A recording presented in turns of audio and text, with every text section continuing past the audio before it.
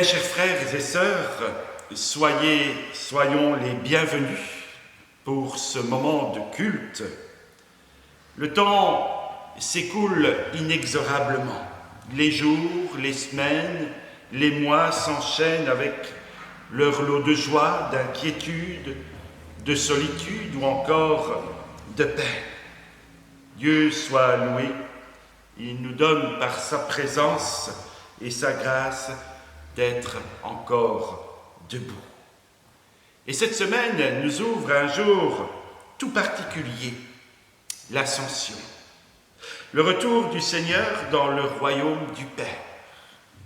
C'est ce qu'il a été donné de vivre jeudi dernier. Avec un peu de retard, mais ensemble, là où l'Esprit de Dieu souffle, eh bien nous nous réjouissons de ce jour où il est retourné dans le royaume du Père. Car derrière ce départ, il y a cette promesse, la promesse de l'Esprit Saint, de l'Esprit consolateur, comme le dit la parole. Un jour donc, ni triste, ni sombre, mais rempli d'assurance, de paix et de consolation. Assurance que nous sommes debout, que nous le resterons encore et toujours. Car oui, l'Esprit de Dieu repose sur chacun et chacune d'entre nous. Et nous donne encore aujourd'hui d'être les témoins de la miséricorde de Dieu en Jésus-Christ. Que le Seigneur vous bénisse ainsi richement et que ce moment que nous allons passer ensemble, ce culte que nous allons vivre ensemble, soit un moment de rafraîchissement pour notre âme. Que le nom du Seigneur soit loué. Amen. Je vous invite maintenant à nous recueillir. Béni sois-tu, Seigneur, pour ta présence au milieu de nous ce matin. Tu le dis, là où 2 ou 3 sont réunis en mon nom, je suis au milieu d'eux. Et Seigneur, ce matin encore, nous voulons élever nos voix, nous voulons élever nos yeux vers ce trône de grâce, ce trône d'abondance, ce trône où tu es là et où nous dit l'Écriture, tu reviendras bientôt. Merci pour cette semaine, Seigneur, où chaque jour a été ponctué de ta présence. Tu nous as bénis, tu nous as encouragés, tu nous as affermis, tu nous as consolés. Avec toi, nous avons pu encore franchir ainsi tous ces jours et les vivre pleinement, car chaque jour qui passe est un cadeau de ta part, est une grâce.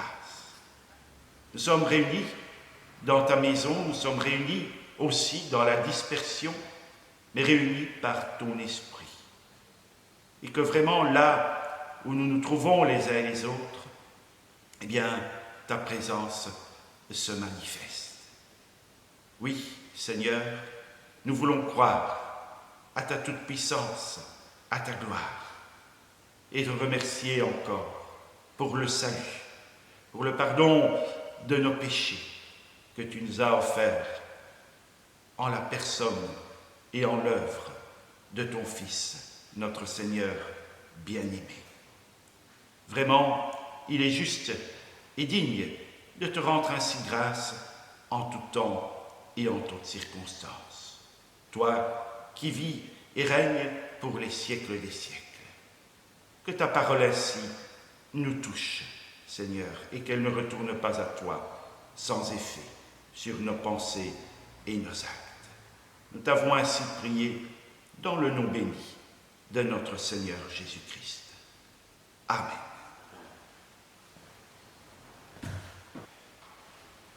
Je vous invite à une première lecture dans la parole de Dieu, et nous la ferons dans le livre des Actes des Apôtres, au chapitre 1er, et nous lirons à partir du verset 4.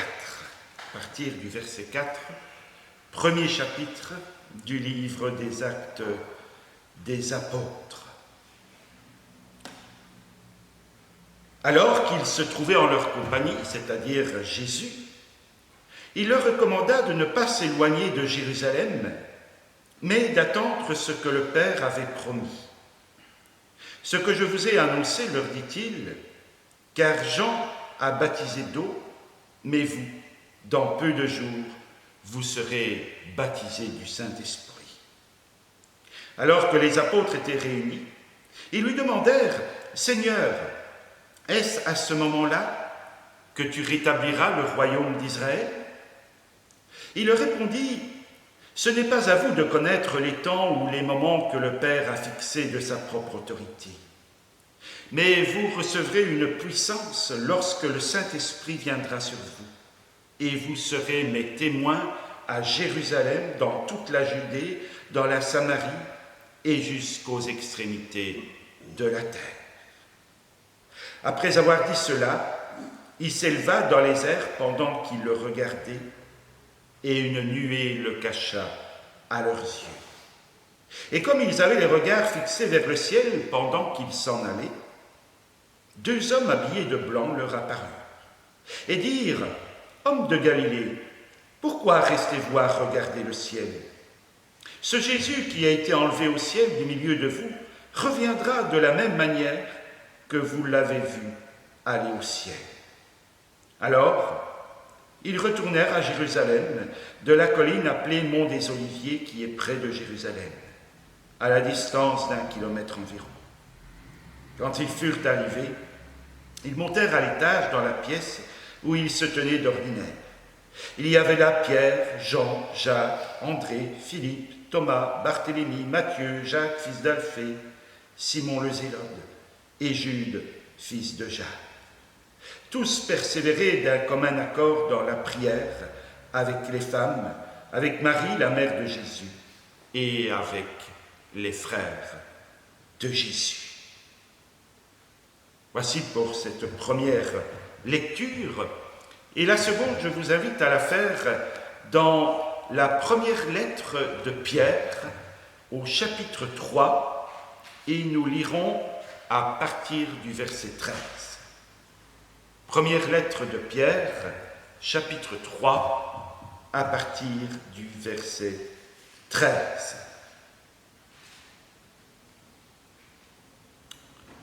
Et voici ce que l'apôtre déclare. Qui vous fera du mal si vous avez pour modèle ce qui est bien? D'ailleurs même, si vous deviez souffrir pour la justice, vous seriez heureux. N'ayez d'eux aucune crainte et ne soyez pas troublés. Mais respectez dans votre cœur la sainteté de Dieu, le Seigneur. Soyez toujours prêts à défendre l'espérance qui est en vous, devant tous ceux qui vous en demandent raison. Mais faites-le avec douceur et respect, en gardant une bonne conscience, afin que là même où ils vous calomnient, comme si vous faisiez le mal, ceux qui critiquent votre bonne conduite en Christ soient couverts de honte. En effet, il vaut mieux souffrir, si telle est la volonté de Dieu, en faisant le bien qu'en faisant le mal. Nous arrêterons ainsi donc les lectures de ce jour. Que le Seigneur bénisse sa parole qui est la vérité. Il y a quelques jours, jeudi exactement, nous étions appelés à nous centrer sur un événement important. Je dirais même primordial pour chaque chrétien, pour chaque chrétienne. Et cet événement primordial, c'est celui de l'Ascension. Ah, me direz-vous, et en quoi cet événement peut-il être, ou est-il primordial? En quoi est-ce si important pour nous? Ou encore, en quoi suis-je spécialement concerné? Oui, À la limite, certains pourraient se dire, voilà un jour bien chargé d'émotions, de tristesse et de crainte. Et en effet, c'est sans doute, voire vraisemblablement, ce qu'ont dû ressentir les disciples du Seigneur.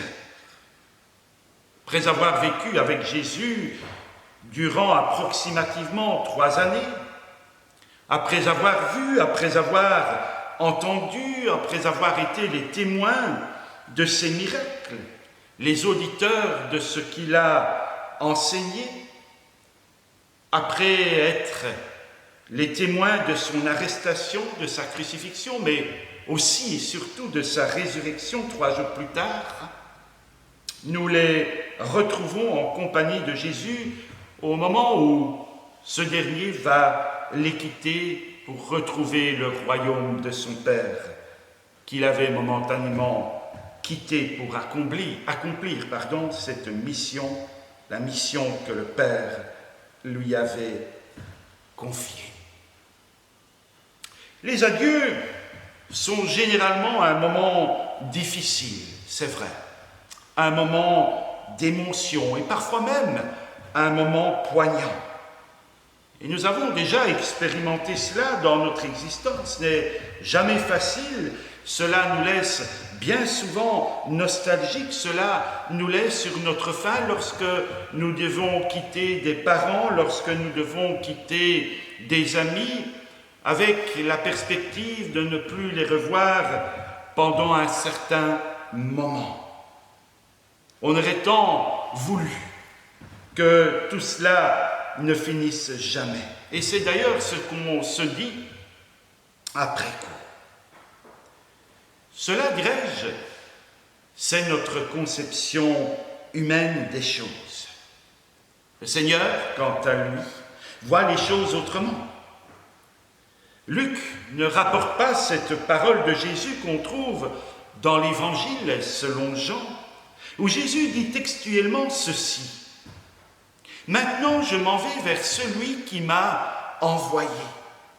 Et aucun de vous ne me demande « Où vas-tu » Mais parce que je vous ai parlé ainsi, la tristesse a rempli votre cœur.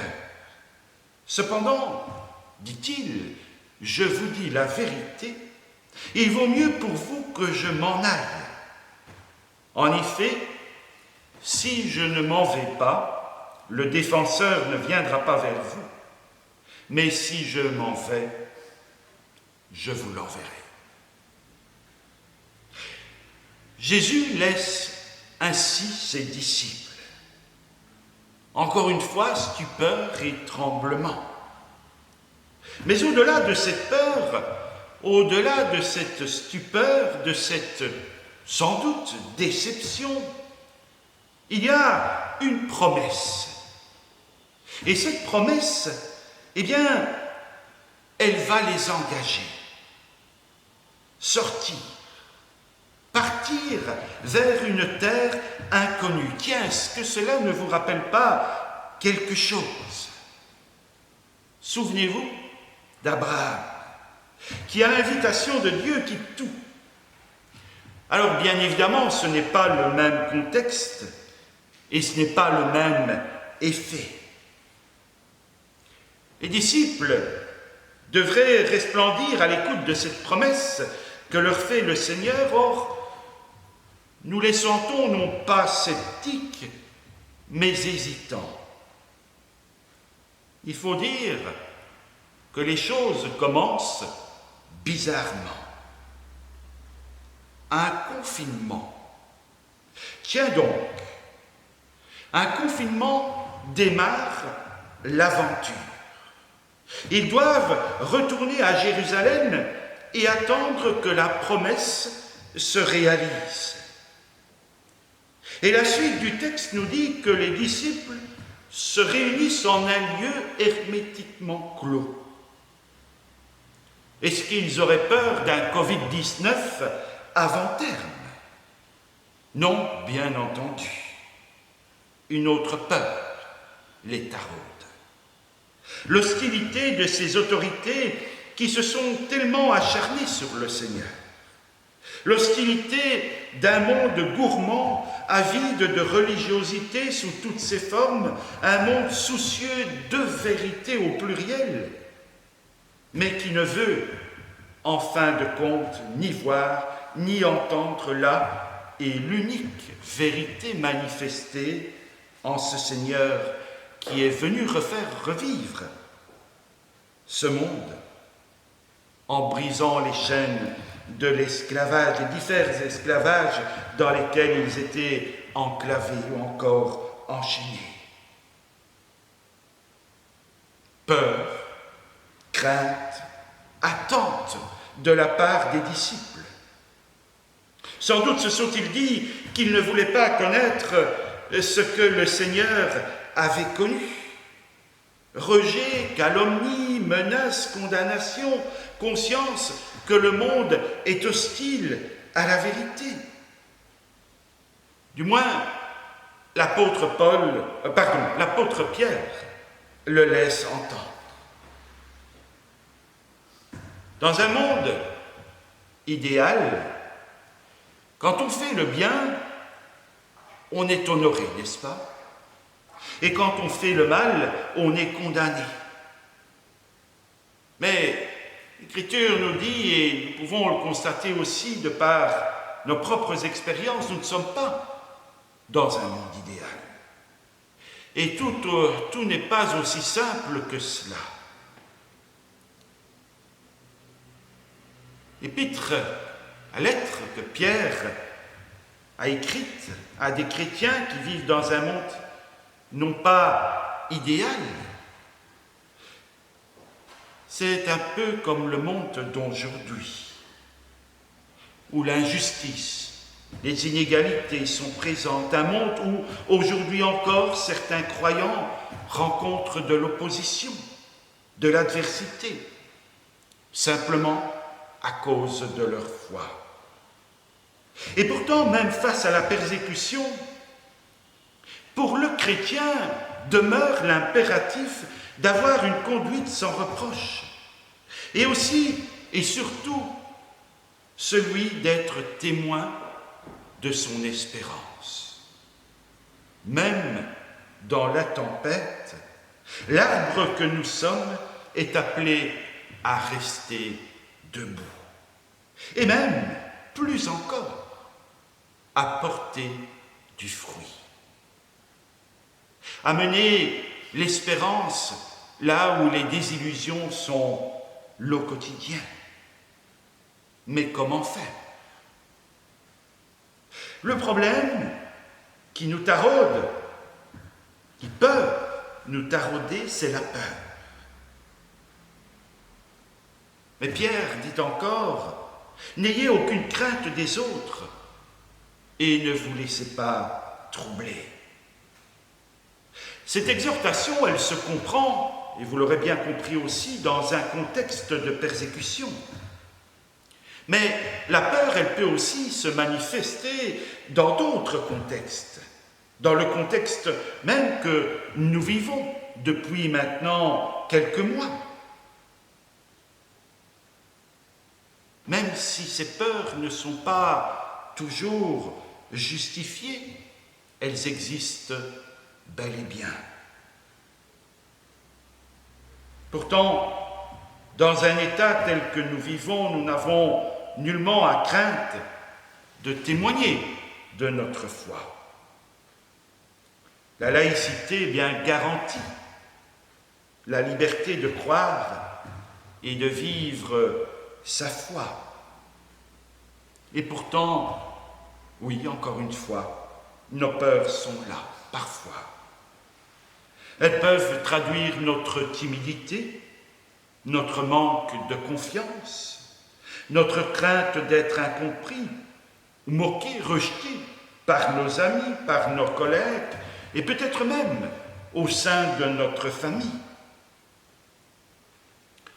Mais je dirais que d'une certaine façon, Pierre nous adresse une sacrée exhortation.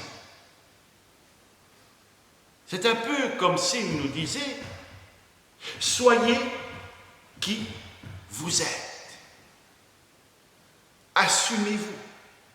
Assumez votre foi, votre conviction, vos convictions, votre espérance. Et n'ayez pas peur.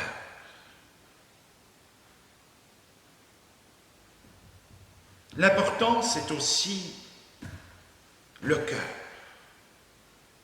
Et pour vaincre cette peur, Pierre nous invite à revenir à notre cœur. Mais reconnaissez et honorez dans vos cœurs le Christ comme Seigneur, ou plus littéralement, sanctifiez dans votre cœur Christ le Seigneur. On pourrait dire que tout commence là, dans l'intime et le personnel. Mais pas pour y rester confiné, pour sortir. Et on pourrait prolonger la métaphore de l'arbre et dire, l'image de l'arbre, et dire que le cœur, ce sont les racines.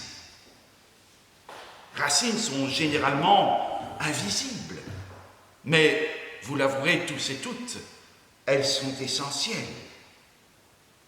C'est par elles que l'arbre peut rester debout et qu'il puise les nutriments dont il a besoin pour grandir et porter du fruit. Pardon. Autrement dit, il s'agirait pour nous d'entretenir notre intérieur. Il y a un défi à cela, un défi important à relever. Celui, eh bien oui, de cultiver cette intériorité. Et ça demande aussi de pouvoir s'arrêter, qu'il y ait un confinement ou qu'il n'y en ait pas. Pour ce que nous sommes, il s'agit de réserver une place, la première place au Seigneur, et prendre le temps d'y aller, le temps de fermer tout à ce qui lui est étranger, et y rencontrer Dieu vis-à-vis, un tête à tête, pour plonger nos racines en lui.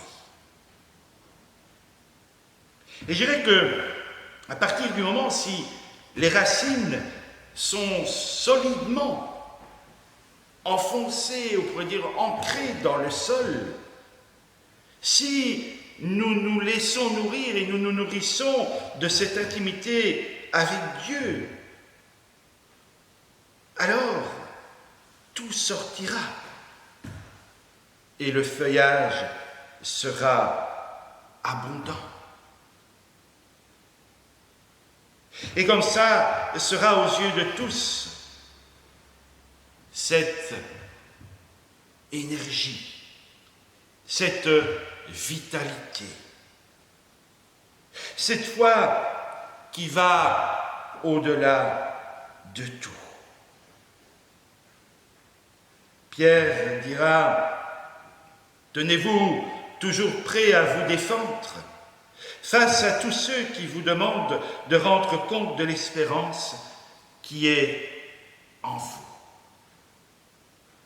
Espérance. Voilà un superbe mot utilisé. Il aurait pu dire tout simplement foi. Tenez-vous prêts à rendre compte de ce que vous croyez. Mais ici, il parle, oui, de l'espérance. Vous avez pu, tous et toutes, relever ce détail. Ce qui fait le fondement, la particularité plutôt de la foi, c'est que nous espérons.